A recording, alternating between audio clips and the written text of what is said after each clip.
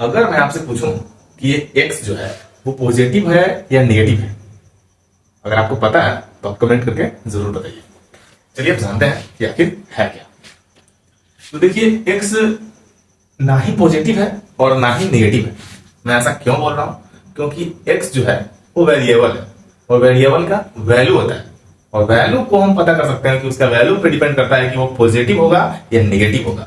उसके वैल्यू को देखने के बाद ही हम बता पाएंगे, और x को हम डायरेक्टली नहीं कह सकते हैं कि ये पॉजिटिव है या नेगेटिव है। ऐसा इसलिए होता है कि अगर x का वैल्यू अगर आप 5 करते हैं तो ये पॉजिटिव होगा, लेकिन x का वैल्यू अगर हम -5 करें तो ये नेगेटिव होगा।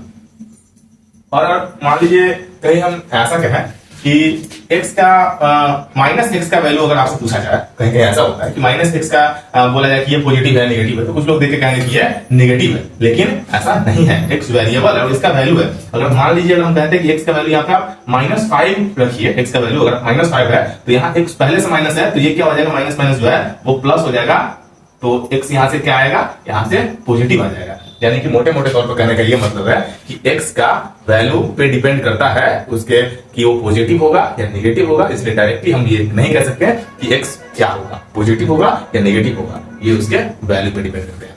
आई होप आपको ये चीजें समझ में